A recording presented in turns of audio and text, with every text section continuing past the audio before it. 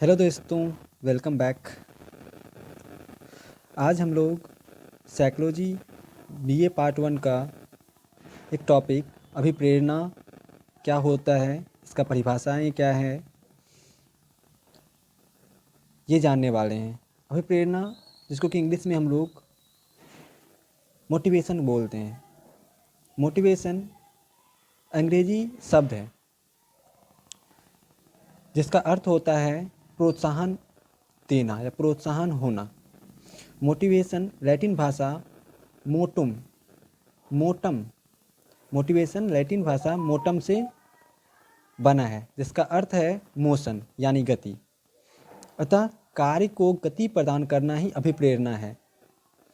मतलब किसी कार्य को करने के लिए जो गति हम लोग देते हैं उस कार्य को, वो अभिप्रेरणा कहलाता है, वही मोटिवेशन कहलाता है। अभिप्रेरणा के परिभाषाएं कुछ मनोवैज्ञानिक ने अलग अलग परिभाषाएं दी है। जैसे कि गुड्स ने परिभाषा दिया, अभिप्रेरणा कार्य को आरंभ करने, जारी रखने और नियमित करने की प्रक्रिया है। गुड्स ने क्या बोला? अभिप्रेरणा कार्य को आरंभ करने, जारी रखने और नियमित करने की प्रक्रिया है। उसके बाद अवरिल ने बोला, अभिप्रेरणा का तात्पर्य सजीव प्रयास है। अभिप्रेरणा का तात्पर्य क्या है? सजीव प्रयास है। फिर पीटी यंग ने बोला कि प्रेरणा व्यवहार को जागृत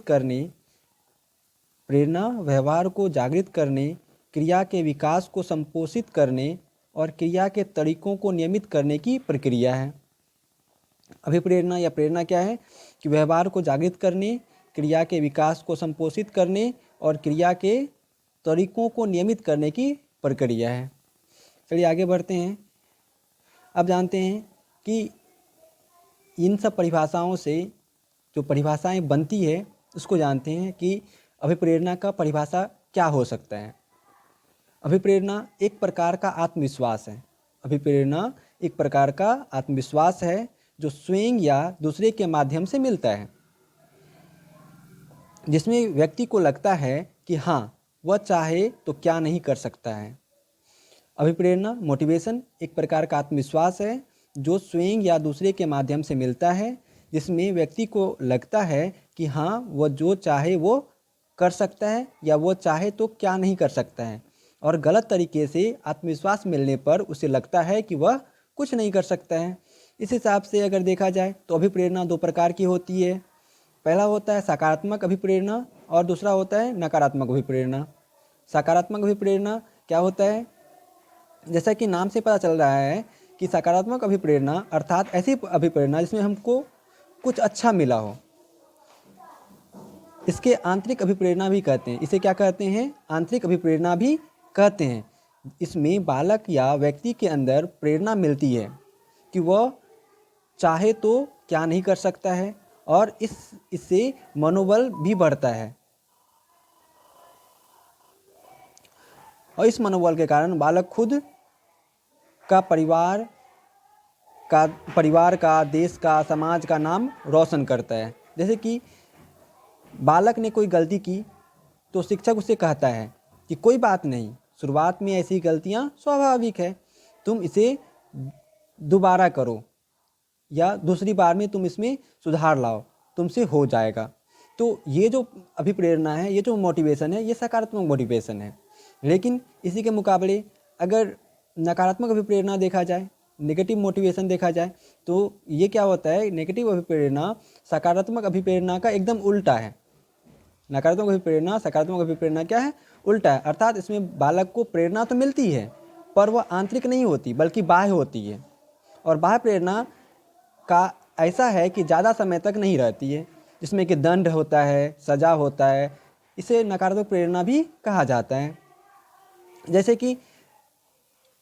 कि एक अध्यापक एक छात्र को सजा देकर या पिटाई करके ऐसा बोलता है कि तुमने गलती की, तुमने ये गलती क्यों की?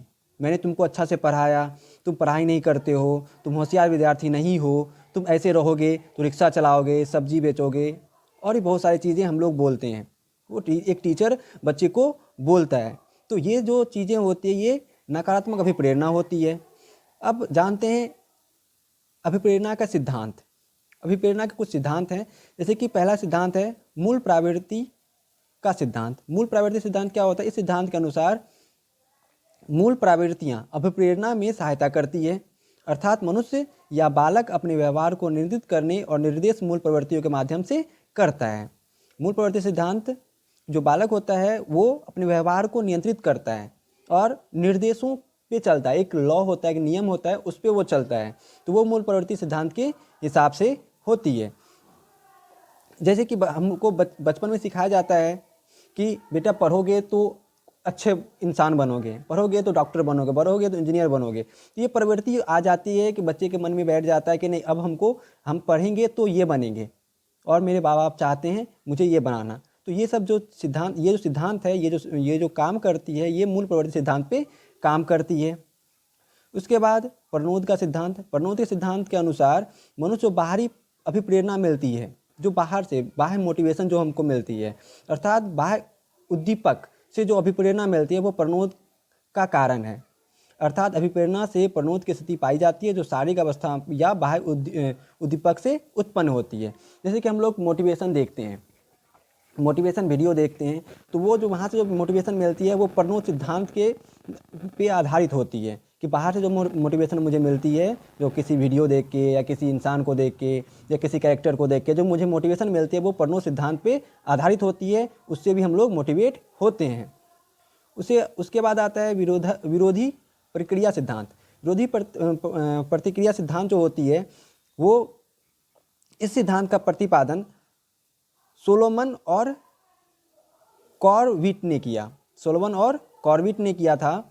और इस सिद्धांत, ये एकदम सिंपल सिद्धांत कहा जाता है। इस सिद्धांत को एकदम सिंपल सिद्धांत कहा जाता है।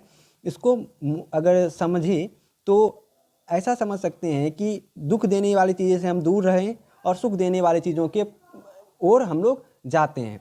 जैसे कि कोई भी ऐसा चीज़ जिससे हमको दुख मिलती है, मैं उससे दूर होता हूँ, मैं उसके पास नहीं जाना चाहता हूँ।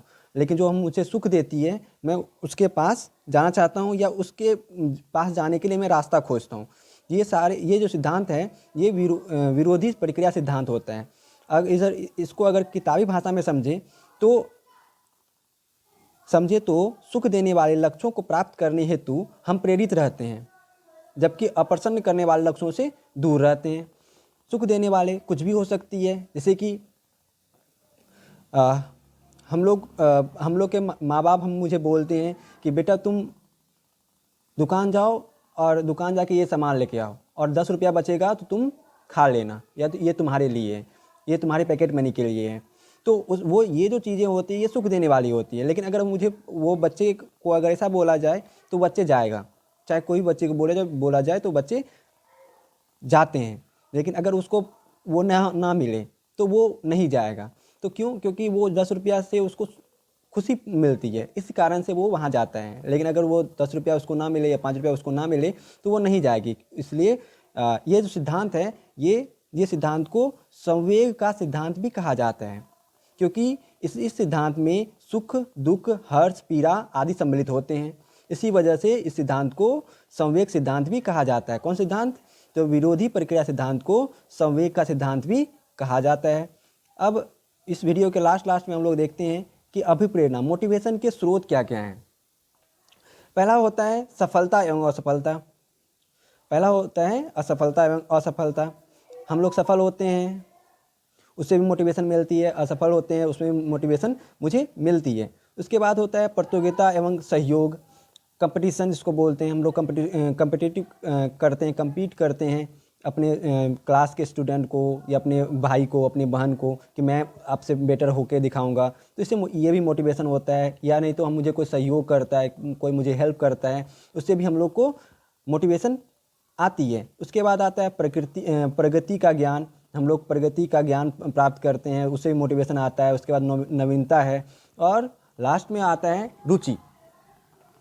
हम लोग के जो रुचि होता है, हम लोग का जो हॉबी होता है, उससे भी हम लोग को मोटिवेशन मिलती है। आखिरी में थैंक यू आप सभी को वीडियो में लास्ट तक बने रहने के लिए। आशा करता हूँ कि इस वीडियो में मोटिवेशन क्या होता है, इसके क्या क्या सिद्धांत है, कितनी प्रकार के मोटिवेशन होते हैं और मोटिवेशन के स्रोत क्या क्या हैं, इसको अच्छी तरीके से आप लोग समझ गए होंगे।